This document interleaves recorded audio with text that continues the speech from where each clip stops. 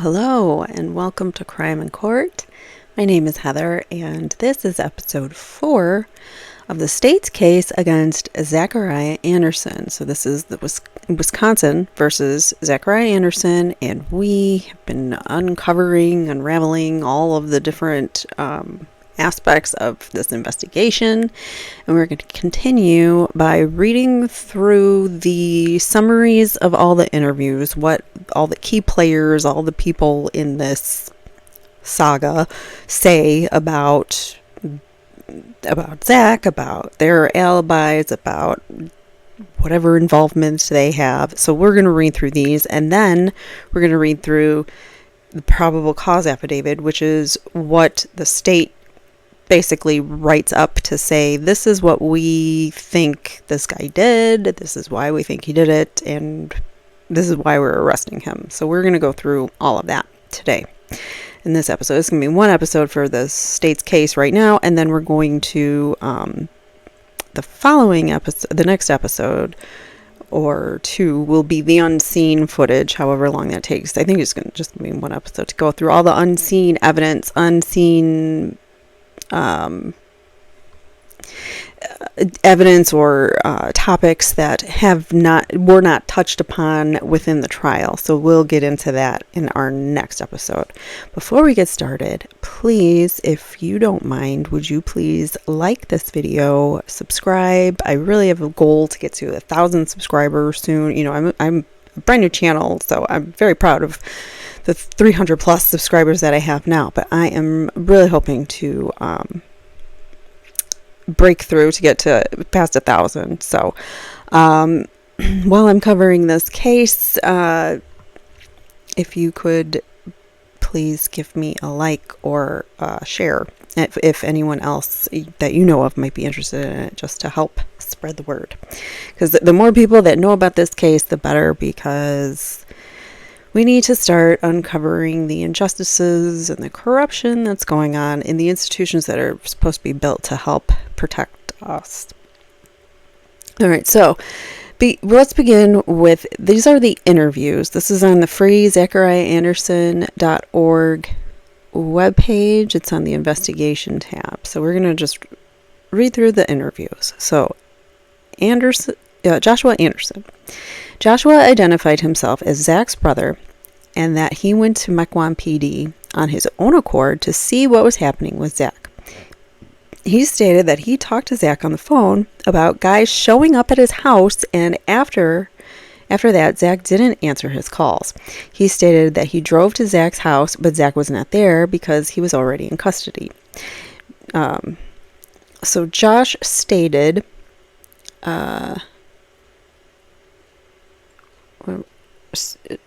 Josh, I was like, what line am I on? You know, sometimes your eyes go wonky looking at this stuff. All right, so Josh stated that Sadie jerks Zach around with custody and that they have been off and on for years. He stated Zach still loves Sadie, but doesn't get sad over it. He stated Sadie had a new boyfriend and Zach told him he was not a decent guy and he was not too keen on the guy. So we know Zach didn't like Rosalio really, you know, being in the kids' lives. I don't think, you know, I think he wanted to check this guy out for those purposes because they're his kids. So he should know who Sadie might be dating. So I think, you know, he really had a goal in mind to protect his children when he was trying to find information on Rosalio and Sadie, you know, in the sense that maybe Sadie wasn't being the best mother. So he was trying to make sure that, you know, his kids were taken care of, and he was documenting things in the case that he needed to go to court, which he was prepared to do. So, he stated that he thought Sadie would have been served court paperwork, but that Sadie currently had full custody. He stated that because Sadie had a new boyfriend, Zach went for custody. He stated he thought Sadie would have been served court paperwork, but that Sadie currently had full custody of the kids. He stated Zach had been distant lately with everything going on, and that he hadn't met Zach's new girlfriend. That's Christine. Right? Remsburg. Yeah. So he stated Zach and Saul is another brother. Saul did a lot of work together, and the three of them were pretty close, with him often acting as mediator between Saul and Zach when they argued. So Zach and Saul argue, apparently, and with business-related things, probably. And Josh is the go-between. He stated Zach has back issues, but is still able to do labor work. He stated Zach isn't the best at lifting, and when their grandmother passed away 1 month prior, Zach didn't do much of the heavy lifting. He stated he did not observe any injuries on Zach recently, and we saw the investigation photos when he was taken into custody. He had nothing on him. His hands were clean. His body did not have any marks on him. He stated he did not observe any injuries on Zach. He stated he last saw Zach on 5/16/2020 at the farm with Zenith, their dad, and Zach's kids. Zenith is a sister of the brothers here. He stated he did not talk to Zach on 5/17. So the day that Rosalio, according to the state, went missing, he didn't talk to Zach. So Josh was interviewed again and identified himself as the co-owner of Anderson Greenview Tree Farm with his father, Barry. He stated he knew officers were interviewing him because Sadie's new boyfriend was missing. He stated everything he knows he has gotten from the media. He states Zach had mentioned Sadie dating someone and that Zach had used the Wisconsin CCAP website to get his background. He stated he last spoke to Zach on 5/19/2020, and they talked about fixing the house. He last saw Zach on the 16th when they met on the tree farm to plant trees. Josh stated he was familiar with a recent incident involving Zach's daughter and that police got involved. He stated Zach had injured his back while working for AT&T and that Zach is unable to do any heavy lifting. He stated he knew about the size of Sadie's missing boyfriend because he read it in an article and that the incident is all over Facebook. But he had never met her boyfriend in person. He stated he last was at Zach's on April 25th. He identified Zach's vehicles and stated he never used the minivan. He confirmed he knew Zach to have a chainsaw at his house. He stated he had never been to Kenosha and never had any conversations with Zach about going to Kenosha. He stated Zach loved Sadie but wasn't able to live with her. He stated the final straw of the relationship was when Zach gave Sadie money to pay for daycare and she used it to go to Mexico. He stated the last fire he had at the tree farm was on 5/8/2020, and he called the sheriff's department advising them of the burn beforehand. He stated that since his father had been throwing things in the burn pit, Josh outlined the various tractors at the farm and stated he has no firearms. Anderson, this is the daughter of Sadie and Zach. OA stated that on 5/16, Zach took her and her brothers to the Anderson Greenview Tree Farm and they left at about 4:30. She stated prior to leaving, Zach placed his chainsaw in the back of the van. She stated she believed the carpet of the van at the time was intact. She stated when they arrived to the tree farm, Zach hung out with his father, Barry, and drank White Claw while they planted some pine trees. She stated that they were able to find where they were planting because there were tire tracks down the main path. They were at the farm for 2 to 3 hours, and also present were Josh and Zenith. She stated that Zach never took the chainsaw out of the back of the van. At the time, Zach was wearing jeans, a white t-shirt, a blue and white flannel that he wears all the time. She stated she believed that the flannel was insulated, one of those insulated flannel jacket things he was known to have. And Zach was also wearing flip-flops and used his father's boots once he got to the farm. So that is her account. Solomon Anderson, the other brother of Zach. Solomon identified himself as Zach's brother and stated they have a good relationship. He stated he owns a construction business with his shop and dumpster are located at Zach's home, so he frequents there for work. He stated Zach works with him on job sites occasionally, along with Andrew Schultz and Alex Weitzel.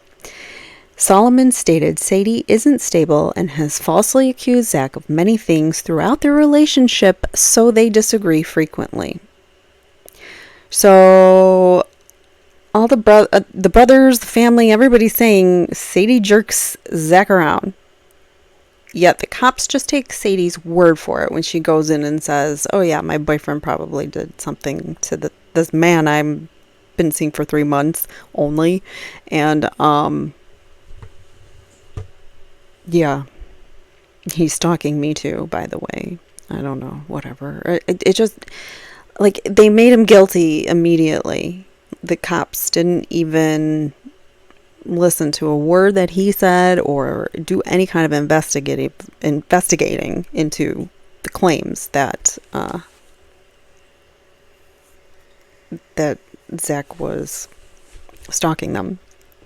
Anyways, all right, so Zach works with them, and Sadie isn't stable and has falsely accused him of things throughout their relationship, so they disagree frequently. Solomon stated he did not know Rosalio, but Zach had mentioned a guy Sadie had been seeing because he was very upset about his children being around other men, which understandably so, especially if you don't think that this guy is a good guy.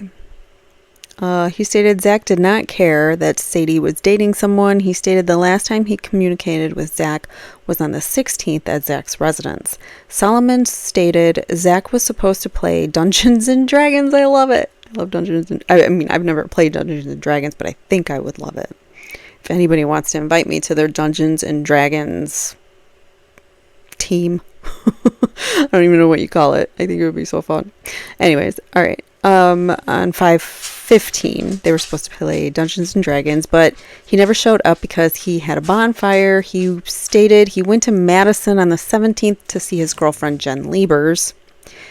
So Solomon's went to Madison to see Jen Liebers and spent the next 2 days with her.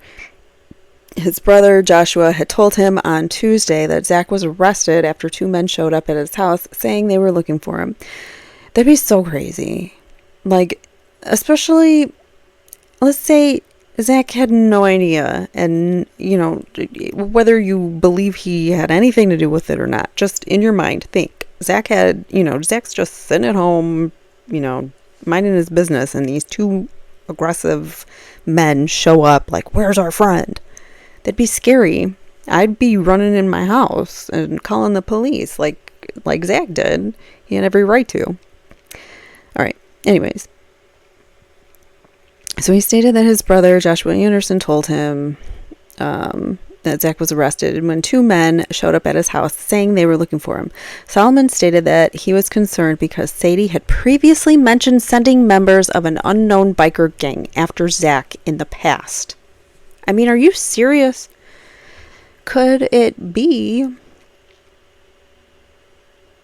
that people...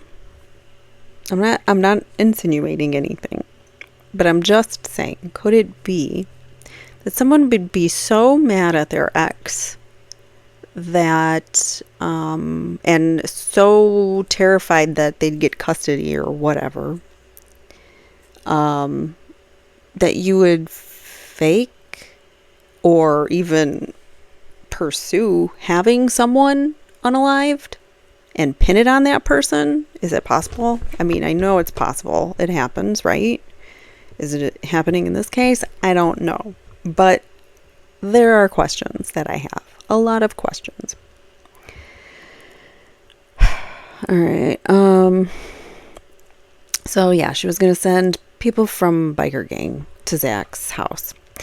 He confirmed that the vehicles Zach owns and stated he hasn't driven Zach's van in over a month. Solomon stated he was told that the missing person was 6'4" and 300 pounds. So yeah, he was like between 240 and 270. And if Zach's got a back issue, there's no way he's lifting a 240 plus pound guy. Even if Zach is at max like 200 pounds. I don't even think he was that much, but let's just say he was. I think he's more like a 175, 185 kind of guy. I don't know. I'm just, from what looking at the trial and pictures of him. So I don't feel like he was a large guy by any means. Like Rosalio is a big dude. He's a big dude. So it would take multiple people to carry him. It just would. There's just no other question about it. So, I don't know. Solomon stated that Zach wouldn't be able to move a person that size because of his bad back. Solomon mentioned an incident with Zach and Sadie's daughter recently, and that he was able to talk Zach out of involving themselves and allow the police to handle the situation. Solomon stated he was supposed to watch Zach's kids on Saturday the 16th because Zach was going to go to Michigan, but the plans changed. All right, Zenith Anderson. She identified herself as Zach's sister. She stated that I love the names in in the family, by the way. Zenith, Solomon, Joshua, Zachariah. I love them. Anyways, so she stated that she lives in Texas and arrived in town on the birthday of Zach's daughter, Owe, and attended a birthday party for her where Owe told her that she went to Sadie's one night with Zach and saw Sadie's boyfriend there. She stated that while she was at Sadie's for the birthday party, Owe told her not to sit on the couch because Sadie's boyfriend put boogers on it. She stated she also spoke with Sadie at the party, and Sadie asked her if she knew anything about Zach stalking her, but Zenith knew nothing. So Sadie asked her that? Sadie just went up and was like, "Do you know anything about Zach stalking me?" What? All right. She stated Sadie denied having a boyfriend, and it was only after the boyfriend went missing that Sadie brought up dating anyone to her. Interesting. She stated she last spoke with Zach on 5/19, and there was no talk about Sadie's boyfriend. She stated she would be surprised if Zach would ever involve a tree farm in anything. A second interview of Zenith was performed later. She stated she never knew Rosalio Gutierrez even existed and had no conversations with Zach about him. She spoke with Sadie occasionally, and Sadie mentioned something about tracking devices once. She told Sadie she could talk to Zach about the devices, but never got around to it. All right, then. Amy Barber. Amy identified herself as the ex-girlfriend of Solomon Anderson. She stated Solomon's comment about getting rid of a body on a pig farm was third-hand information from people unacquainted to her at the time that the comment was made. The acquaintance later relayed the comment to Amy. She stated that the comment was made approximately 2 years ago. Well, then, this like third or fourth removed hearsay. Like, that would never go in trial. All right, so Brian Barber. Brian identified himself as the brother of Solomon Anderson's ex-girlfriend, Amy Barber. He stated Brian identified himself as the brother of Solomon. So Brian's the brother of Amy. Sorry, I was in my head about something else. All right. He stated Amy had told him that approximately 2 years ago, Solomon had made a comment about getting rid of a body on a pig farm because there wouldn't be anything left over. He stated Amy was scared of Zach and had described Zach as insane and feared that Zach would end her if she spoke out. All right. I don't know. Dennis Bauer. Dennis stated that he observed a white vehicle on the tree farm in early spring. This was one of the Crime Stoppers tips that came in throughout the middle of the investigation. This guy called Crime Stoppers and said that he saw a white vehicle on the tree farm, but he couldn't remember if it was spring or like what month it was. Which matters because May is when Rosalio goes missing. And he's saying it was mid-April. So he then stated he wasn't sure of the time frame, but he remembers law enforcement being there and he believed it was a few weeks prior to that. So he's saying whatever. He saw some white vehicle, but we know Zach doesn't even have a white vehicle. Michael Bender. Michael is a neighbor of Rosalio. He states that he was at home in his apartment on 517, but he was asleep in bed and did not hear or see anything. And there were a ton of people interviewed from the apartment complex where Rosalio lived, and that was everything everybody said was, we didn't hear anything, we didn't see anything. So there weren't too many people that heard or saw anything. Janelyn Bowden. Janelyn lives in upper unit near Zach's home. In an upper unit near Zach's home. She stated that she did not know Zach and did not observe where the fire had been started at his home. So that she's not helpful. Okay, great. Olivia Bowden. Olivia lives in an upper unit near Zach's home. She stated she did not know Zach and did not observe when the fire had been started at his house. Again, not helpful. So Susan Brown Williamson. This is the woman who he was working on that house. So Susan stated she owns a business, AV Design Group, and that Zach is not an employee of her business, but he had done some work for her previously, which led to his employment status with MATC. Susan also had Zach and Alex Wetzel doing demo work on her property in Belgium, Wisconsin. She stated that no one lives in the property, but Zach had a key with which to gain access. Susan last saw Zach on 5/15 at her property and stated no one would have been there over the weekend. She stated rain delayed window work on the 17th and 18th. So that Monday and Tuesday. And then Susan had no knowledge of Rosalio's disappearance, but stated that Zach had mentioned Sadie had become unavailable to their daughter due to her new boyfriend.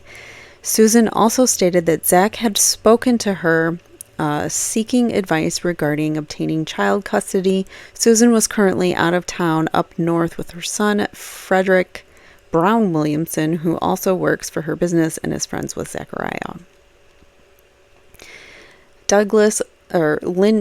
Linny Douglas. Linny is a neighbor of Rosalio.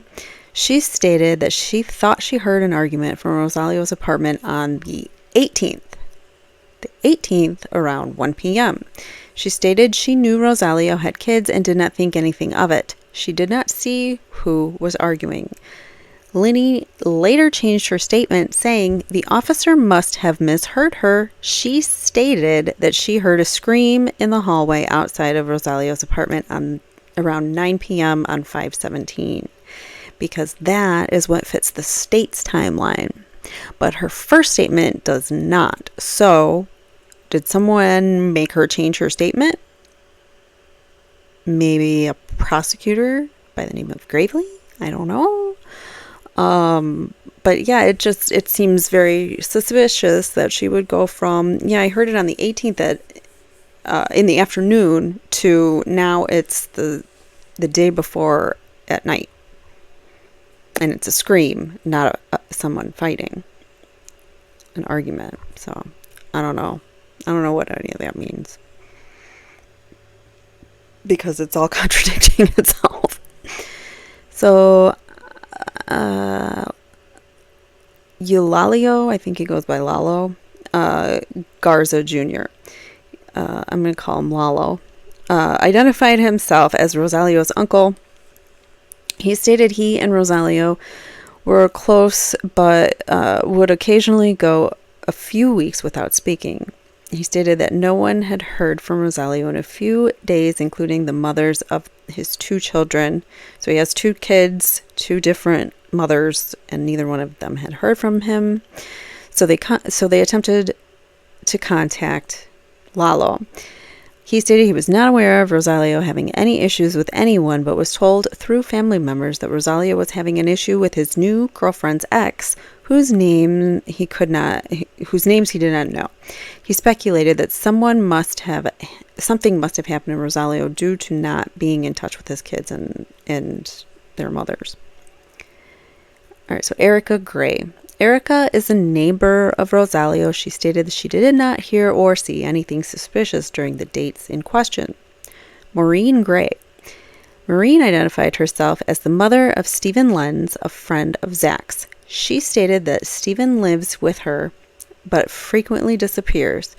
She was familiar with Zach because he used to date Sadie and live across the street.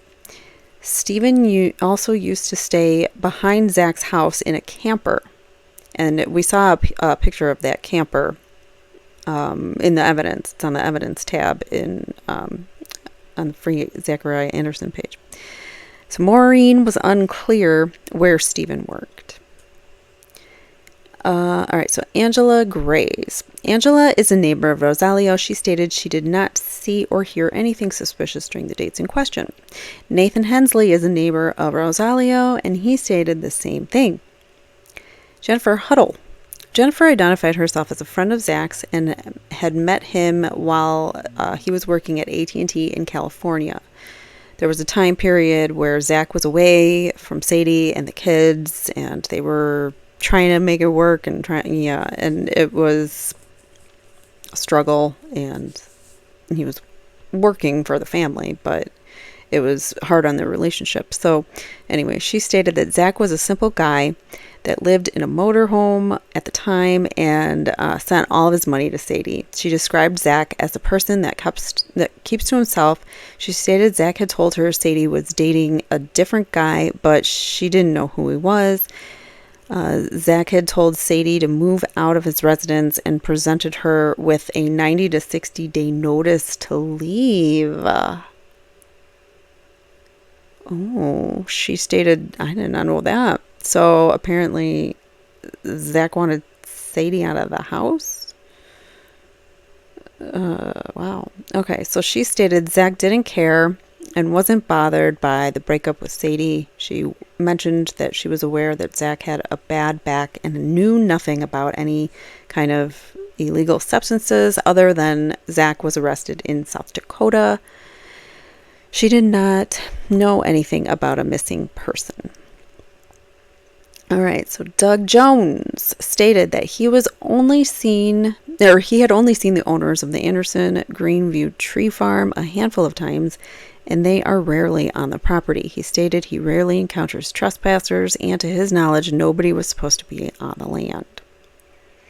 Sasha Kearns identified herself as a good friend of Zach's and stated that she met him while he was working as a tech for AT&T. She stated she didn't know Sadie and didn't know Zach and Sadie's situation, only that Zach had told her Sadie was dating several people. Sasha stated Zach told her Sadie wanted the relationship to work with him, but it didn't. Zach mentioned seeing Sadie and a guy and something about a birthday party. She wasn't aware of any illegal substances involving Zach, but knew that he was arrested in South Dakota on, I don't know if you can say the word. I'll say hashish. He was growing some hashish. Anyways, so I don't know if YouTube will shadow ban me for saying the real word. All right, so he had some charges that he was facing in South Dakota for that. She knew nothing about his involvement in California and didn't know any of his associates other than one of his brothers that had reached out that she had reached out to on Facebook. She stated she last saw Zach in late April and he was driving an Audi. She was not aware of any other girlfriends that Zach had. Paul Cosmel resides directly across the street from Zach. He was not familiar with Zach and was unable to provide any information about when the fire was started at the residence. He stated he frequently sees traffic in and out of the residence. Kim Lavora. Kim stated that she reached out to police after speaking with Eileen Knoll, whom she met on Facebook. She stated she met Rosalio through Facebook dating and communicated with him daily, but had never met him yet. So she stated that Rosalio never mentioned any problems in his life. She last spoke to Rosalio on the 17th around 8 to 8:30, and he told her that he had taken his friend shopping and was heading to take his children home. She states he then said he was going to Menards after dropping the kids off, which we know that was a lie because he was supposed to have been heading home with this other date with Narita, which he never made it to that either, so we don't know what happened. Alright, so Kim states that she didn't hear from him the rest of the night, and when she tried calling him the next morning, the call went right to voicemail. And that, I think, is because the phone was found in the freezer, and the battery probably zapped in the cold, and that's why it would go straight to the voicemail. Jen Liebers. Jennifer identified herself as the girlfriend of Solomon Anderson. She stated Solomon was at her residence in the Madison area all day on Sunday, the 17th, through Monday, the 18th, because it was her day. Hold on one second.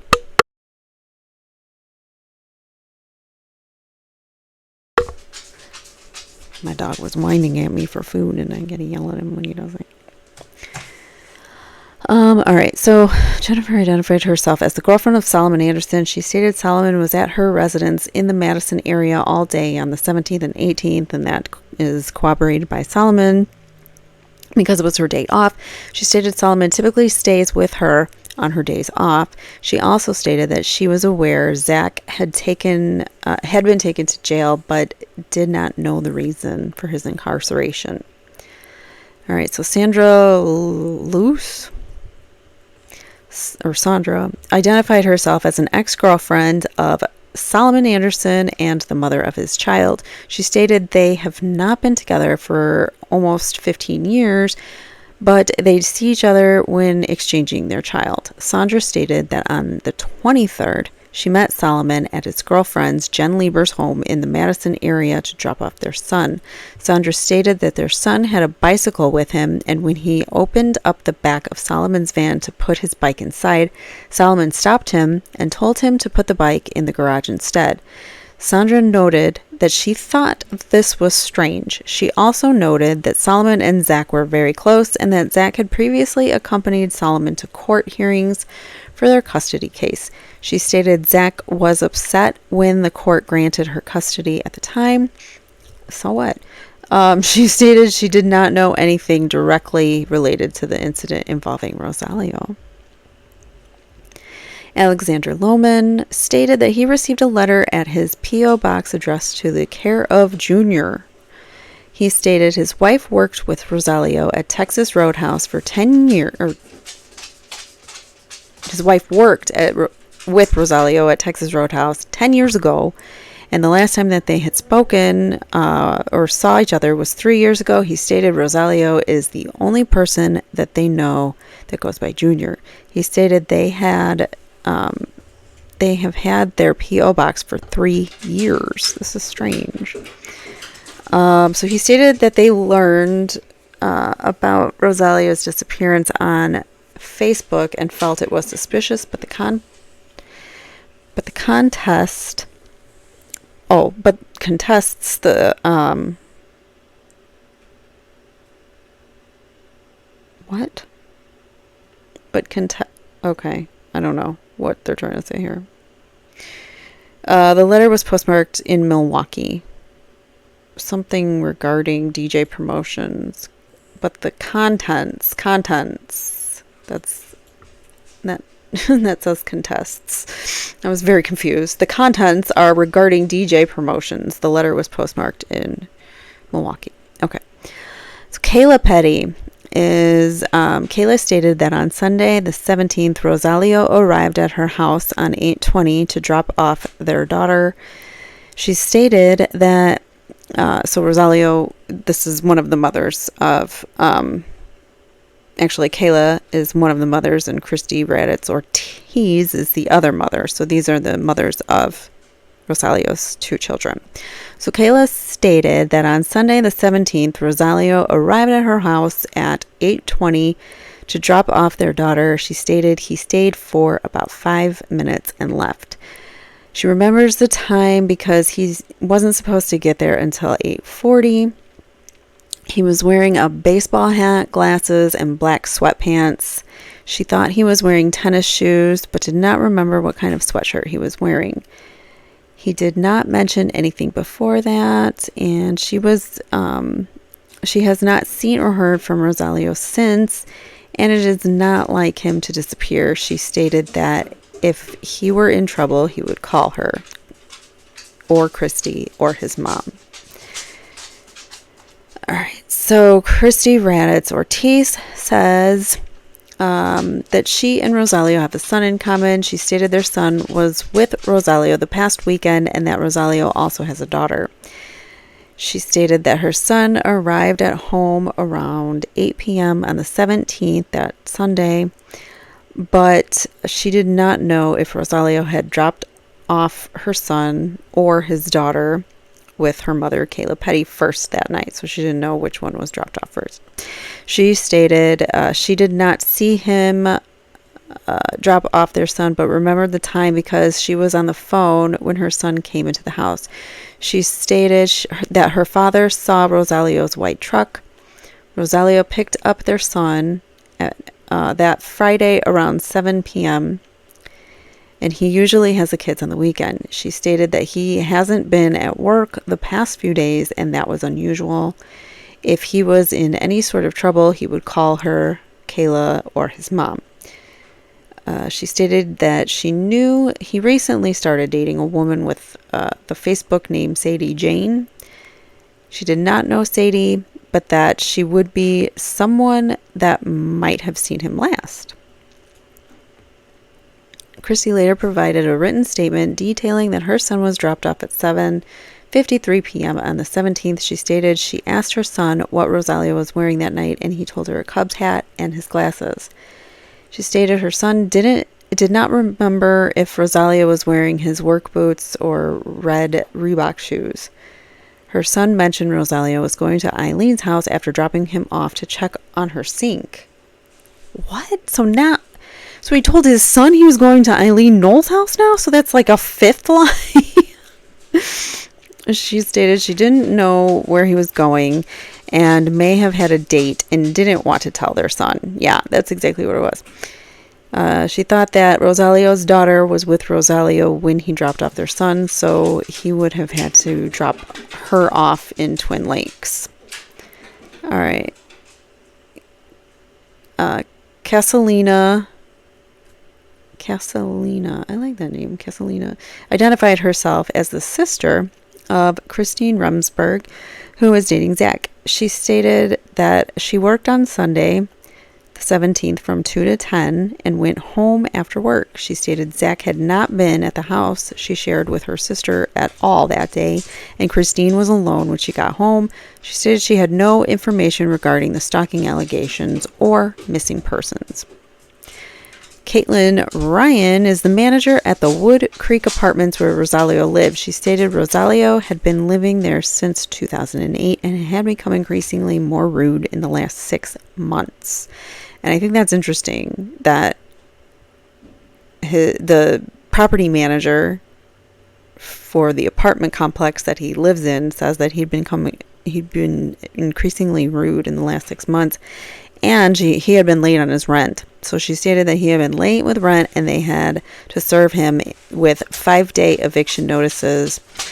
Aside from the late rent, she had no other significant infractions that had, or any problems with the tenant. So there you go, besides late rent and apparently being rude. I don't know. All right, so Erica Saylor identified herself as the girlfriend of Michael Campbell, Rosalio's friend.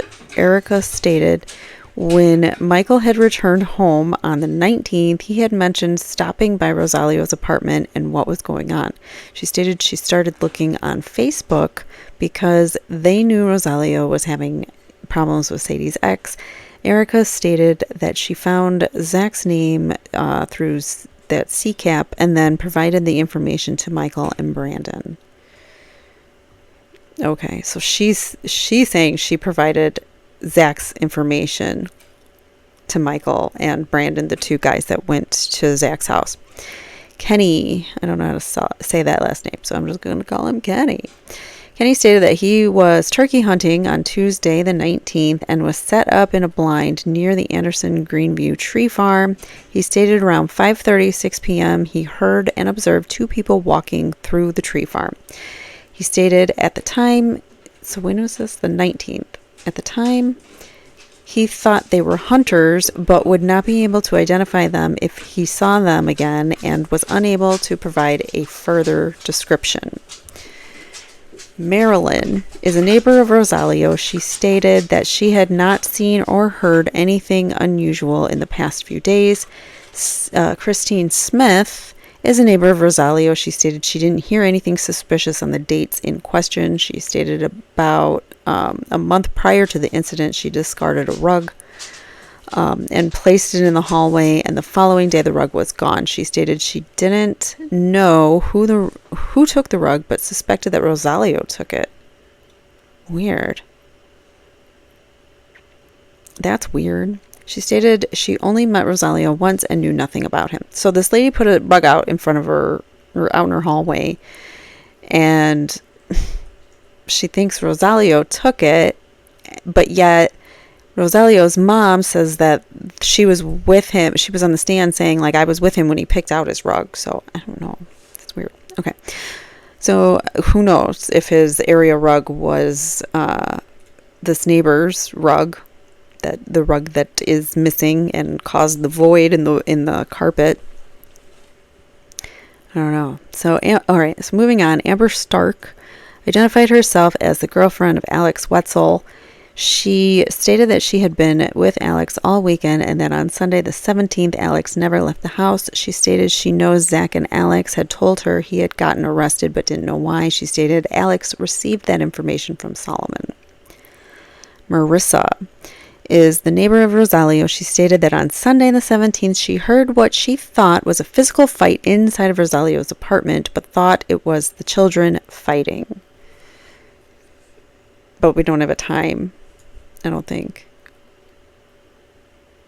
Or maybe it's just not on this brief summary, but we still don't know if he went missing the 18th or the 17th.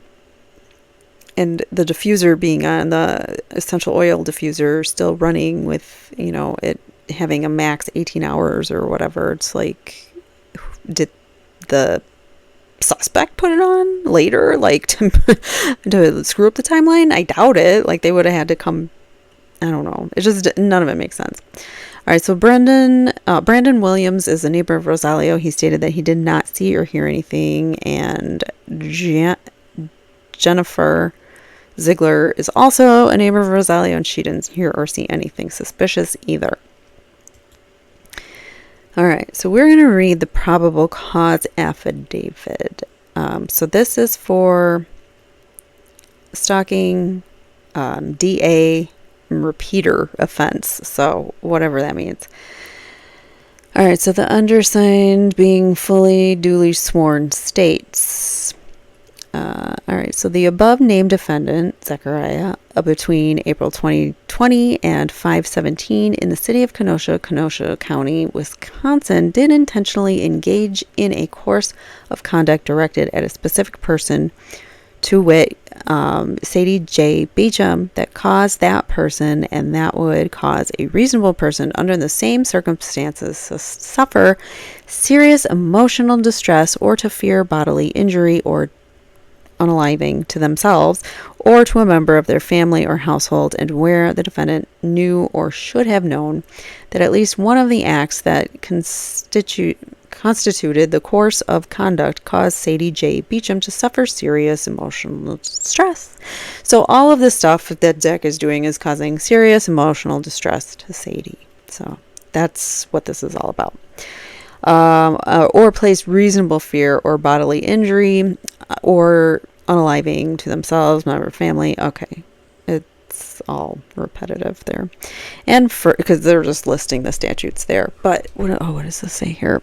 Upon conviction, may be fined not more than $10,000 or imprisoned not more than 3 years and 6 months, or both. So because he's charged with 2 counts of stalking, because it's 1 count for Sadie, 1 count for Rosalio, even though you can't prove that he was stalking Rosalio because Rosalio is not even here to say that he was. So there's that. But anyways, yeah, because there's 2 counts, that means these sentences could be doubled. So it could be 3 and 3.5 years per count,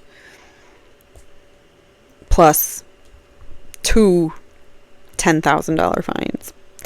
All right, so, and further invoking the provisions of whatever statutes, because this charge is an act of DA, costs upon conviction would include the DA assessment imposed, and further invoking the provisions because the defendant is a repeater. I don't know how they're saying he's a repeater, having been convicted of a felony offense, which convictions remain of record and unreversed, I guess, because he still has charges pending in South Dakota. I guess that's why they're saying he's a repeater. All right, so count 2, stalking, repeater. The above named defendant between April 2020 and 5/17/2020 in the city of Kenosha County, Wisconsin, did intentionally engage in a course of conduct directed at a specific person, to wit, Rosalio Gutierrez Jr., that caused that person, and that would cause a reasonable person under the same circumstances to suffer serious emotional distress or bodily harm. How can you say that? How can you put charges on someone who's not here to say for themselves that they felt emotional distress or bodily harm or fear? And there's no proof. There's no proof that Zach was stalking them. Hold on one second. All right, so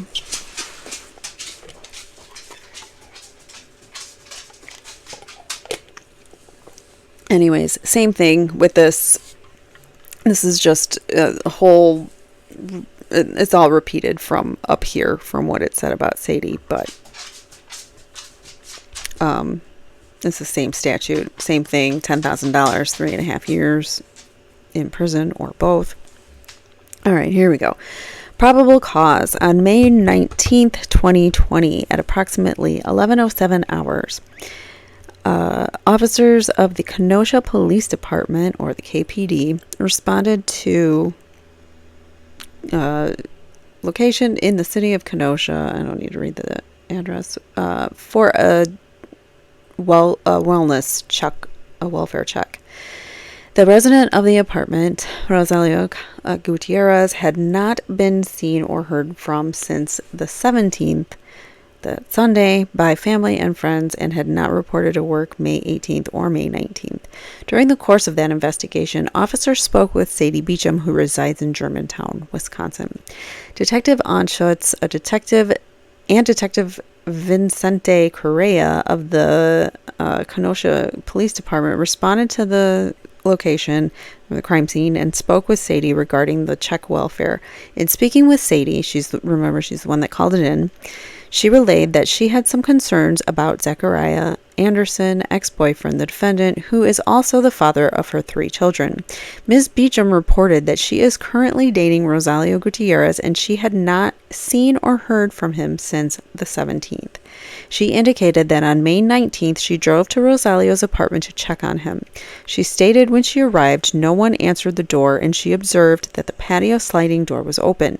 She stated when she looked inside, she saw furniture that had been moved around, an area rug was gone, and there appeared to be large amounts of BLOOD on the floor and furniture.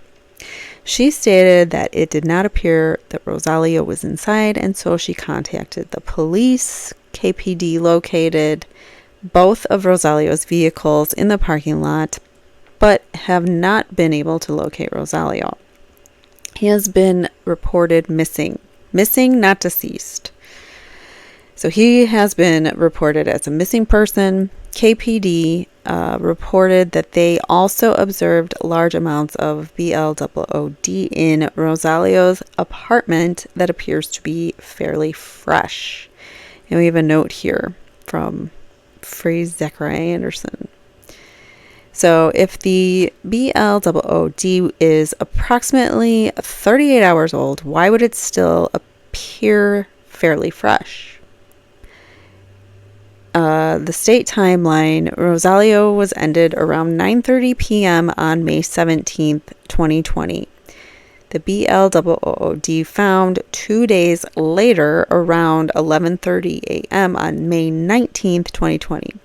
Evidence for state timeline, Rosalio stops answering his phone and isn't heard from again by anyone PD spoke with. So they're only basing it on his phone, and there could have been other things that were happening and going on. So other evidence exists pointing to May 18th as an alternate date of attack. The aromatherapy diffuser was still on in the apartment. Witnesses had heard an argument in his apartment that afternoon. Another witness saw a dark-haired woman on the patio. Who is the dark-haired woman? We know Sadie's got dark hair.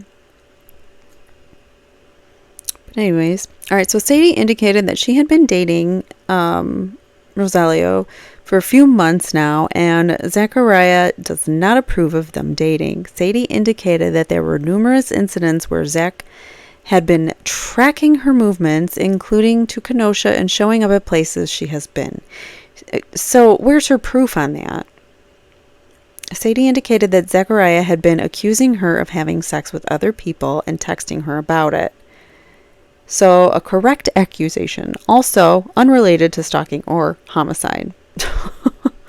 Yeah. So what if he's accusing her of having, sleeping with other people? That's, if she was.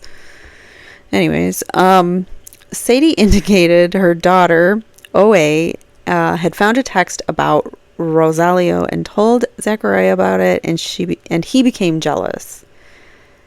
So OA found a text message about Rosalio and told Zach, and Zach became jealous. Sadie indicated that he started asking if she introduced the children to him yet, which corroborates Zach's statements to the PD that he was concerned for the well-being of his children. Sure does. All right, so Sadie indicated on April 24th, 2020, her doorbell rang at 300 hours, contradictory to OA stating at 100 hours. Sadie indicated when she looked out of her window, a black colored car had squealed off and she believed it was Zachariah. Believed is not equal to confirmed. That is true. Okay. So Sadie indicated she looked out of her window, saw a black car, and it squealed off. Sadie, which that's nothing. So Sadie indicated that Rosalio had stayed the night at the house. She said in the morning, Rosalio had told her items were missing from his vehicle, including his vehicle registration paperwork. How would he know that it was missing? Contrary to her text in which she had told him about it. So she told him about it. Yes, that's right. She did tell him about it. She's like, oh yeah, by the way, my daughter told me that she brought Zach over and they were spying on us and whatever. He went into your car. So Sadie's the one that told Rosalio about that, not the other way around. How would he even know that his vehicle registration paperwork was missing? It's not like I go in my glove box like, oh, is my registration in there? You know, I mean, I don't know. So Sadie indicated the next day there was a get-together for OA's birthday party. Sadie said that Zachariah pulled her aside and started talking to her about what she was wearing the night before with Rosalio. Sadie stated that Zachariah also explained to her what she and Rosalio had been doing all night, which led her to believe he was following her. Sadie said Zachariah later admitted that he was watching them. This is coming from Sadie. Yeah, exactly. It's hearsay. That's coming from Sadie that Zachariah told her that. Sadie indicated that she spoke to OA about this, and OA told her that Zach had left during the night and that he told her that he had been videotaping Sadie and Rosalio. All right, so let's unpack those. It says contradictory to OA testifying that she was present rather than being there. She said she was there. And then what is this videotaping? There's no evidence of this found, and there was no and it also contradicts that OA stated he was audio recording, not video recording. So it's all, I feel like Sadie had OA do some lying for her, or at least maybe not intentionally, like, you know, Sadie, not that maybe OA didn't know she was intentionally lying, but Sadie planted these thoughts in her head, and then it became, you know, OA thought she was telling the truth, but that's what Sadie said, and it was a lie or whatever. You know what I mean? I just didn't explain it well. All right, moving on. All right, so for about a week after the after OA told Sadie that she observed that Zachariah and Rosalio's registration for his... Wait, what? About a week after this, OA told Sadie that she observed that Zachariah had Rosalio's registration for his vehicle. Oh, so OA is telling Sadie, apparently, that she saw Zach with it. These documents have never been found. Also, what? There was more to that note, but it disappeared.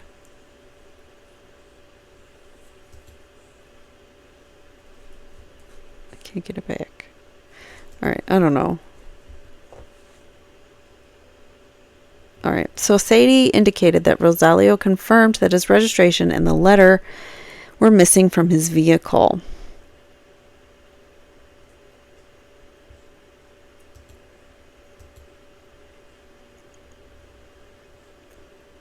There's no proof of this presented. Where are these videos to corroborate that this ever even happened? Yes, exactly. There's no proof. Sadie indicated that Zachariah had provided a cellular phone to OA to record her when she gets upset. Sadie indicated OA told her Sadie was not supposed to know that she had a cellular phone from her dad. Hearsay also. Sadie indicated that she had kept the phone that Zachariah had given her. Come on. Kept equals theft. No evidence of when this phone was returned, if ever. Sadie stated that when she looked at the phone, she observed an Amazon account, and there were 2 tracker devices purchased by the defendant on April 21st, 2020. On May 8th, Sadie indicated that she had dropped the kids off at Zachariah's residence, and he accused her of having too much makeup and a nice jacket on. Sadie indicated that she had a weird feeling that Zachariah had put a tracker on the vehicle. Sadie indicated when she got to Rosalio's apartment in Kenosha, she searched her car and found that there was a cellular phone under the car seat. Sadie said she later turned the phone off. Okay, let's back up. Account Why would Zach have linked his Amazon account to OA's phone? It's a good question. So she saw him in person and he knew what she was wearing. Yeah, so Zach saw what she was wearing. I don't know why that makes it like, he probably saw that she looked all dolled up and ready to go out or whatever. And he was like, well, that's interesting. You look like you're all dressed, ready to go out. So he probably made a comment on that. Anyways, did I miss another one of these? What was this one? Contradictory to the texts where she tells Zach she found the phone at the brothers and drove down to Rosalio's to F with him.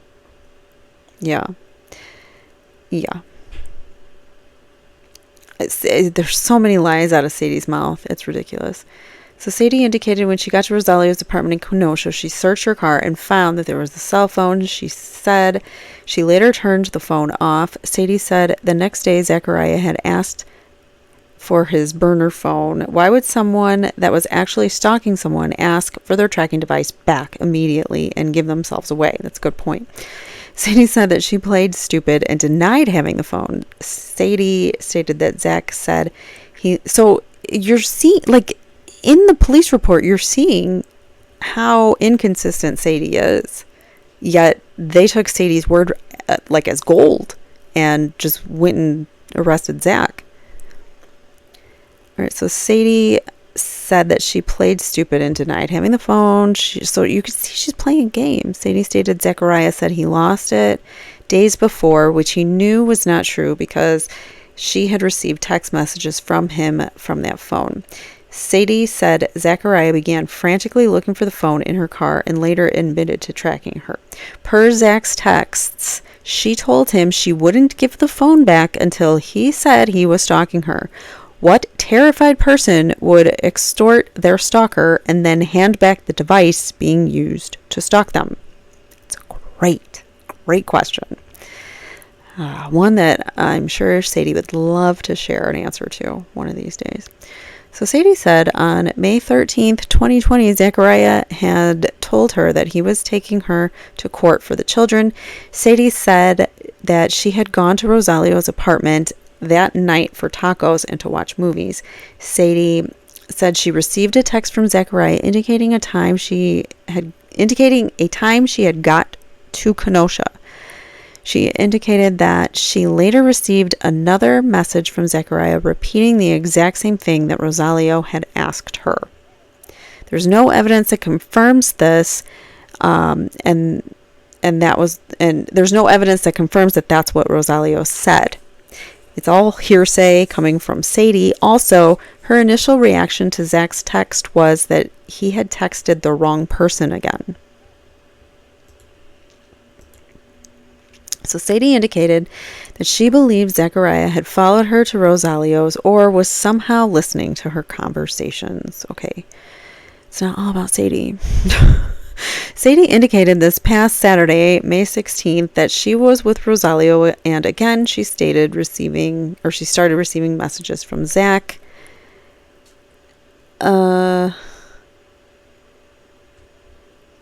Okay.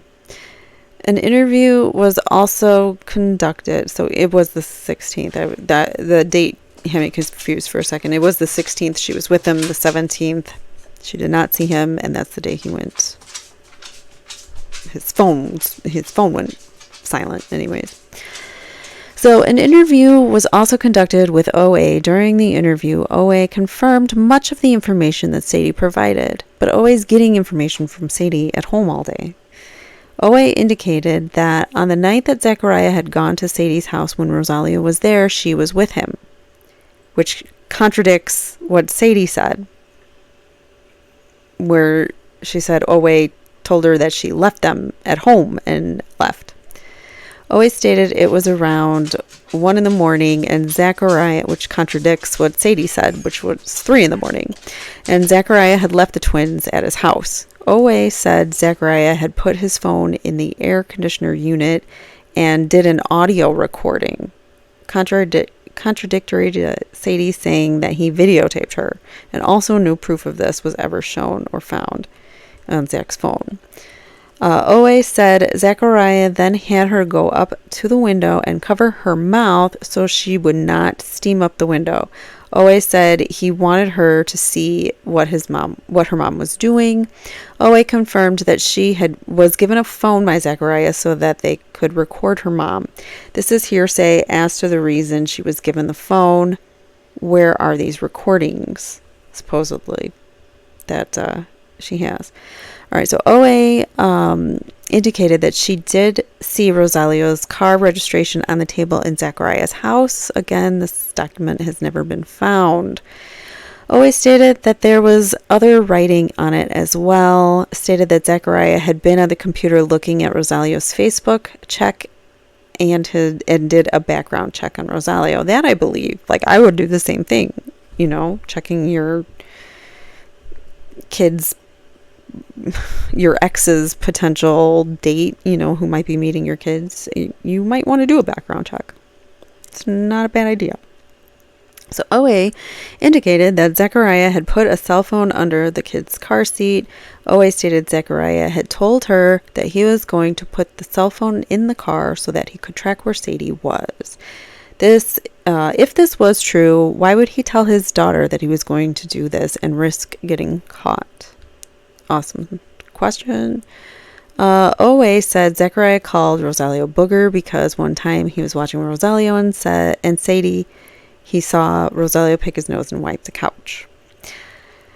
On May 19th, 2020, detectives Anschutz and Correa spoke to Zachariah Anderson. During the course of the interview, Zachariah confirmed all of the events which were provided by Sadie and Owe. However, Zachariah provided a different version of what had occurred. Right, exactly. Even Sadie and Owe's versions aren't adding up. So Zachariah indicated that he was aware of Sadie dating other people and admitted that there was a jealousy issue between the two of them. Zachariah indicated he never tracked her or Rosalio. Zachariah indicated the incident regarding the phone in the car was because he may have dropped the phone when taking one of the twins out. Corroborates what Sadie said, that he lost it. Zachariah later stated that he was not sure if he dropped it or if it fell out of the car. But either way, Sadie kept the phone from him until he told her he was tracking her. So that corroborates Sadie's extortion, that she admitted that she made him say it. So Zachariah stated that he only told her that so that he could get the phone back. Zachariah stated that he only learned that Sadie was in Kenosha because he called the wireless company to find out where his phone was located. He had to do a find my phone type of thing. Zachariah indicated that he did go to Sadie's house when Rosalio was there. Zachariah stated all of the kids were in the car, contradictory to what Owe said. Zach stated that he went there because he had a premonition that she was with a male. He initially said he saw a car in the driveway and then saw Sadie with a male in the house, so he left. He later indicated that he did in fact have Owe exit the car so she could see what mom was doing. Zachariah later stated he saw Colorado plates on the vehicle. Rosalio's vehicle has Colorado plates. Zachariah indicated he never took video, audio recordings, or photos or anything of the two of them.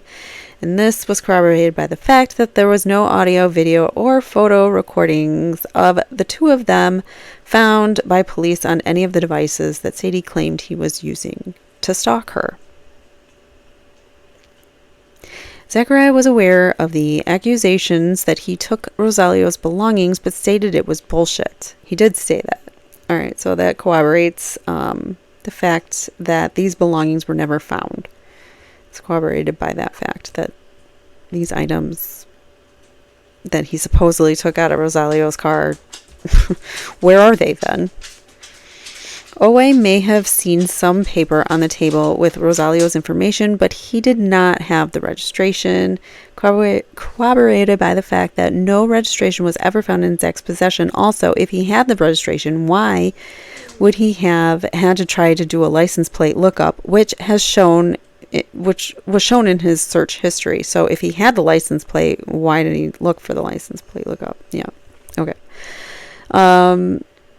Zachariah admitted to looking into Rosalio on CCAP and through his Facebook profile. When asked if his vehicle was ever in Kenosha in the last month or so, Zachariah indicated it shouldn't be.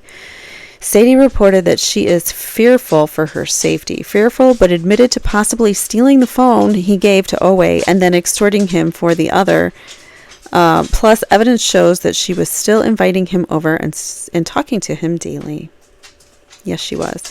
And calling him babe and Z-Bear. All right, so Sadie reported that she was fearful because of the repeated acts of harassment. Why didn't she ever try asking him to never contact her again? She did not do that. Anyways, by Zach. So based on the statements provided by Sadie and Owe, Zachariah's actions have been a course of conduct which has been directed at Sadie and Rosalio. The defendant is a repeat offender, having been convicted of possession of over 10 pounds. My eye put another 0 there, of that hashish in South Dakota. And he is scheduled to be sentenced in May. I don't know if that ever happened.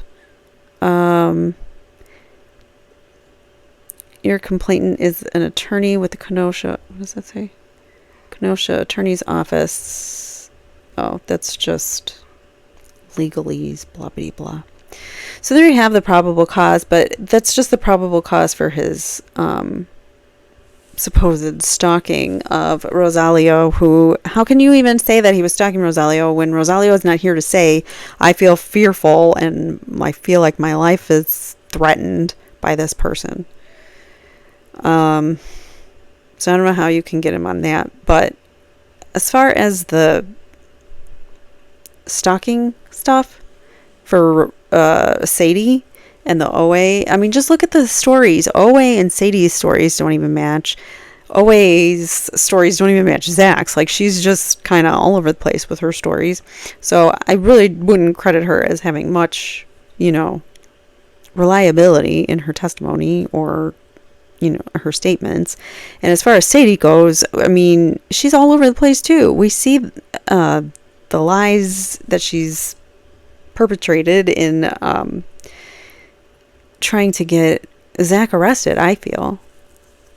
I mean, I would never want to accuse someone who actually feels threatened and feels like a victim, or someone who really is a victim, not someone who just feels like they're a victim, but someone who really is a victim of stalking or DV or anything like that. I never want to take away from that, but I also am very aware that there are really crazy people out there that will make up stories about stalking and make up stories about pregnancies and all sorts of things. I mean, I'm covering the Canton cover-up, Commonwealth versus Karen Reed, and the Turtle Boy blogger guy, Ian Carney, who was arrested for basically speaking up against the law enforcement that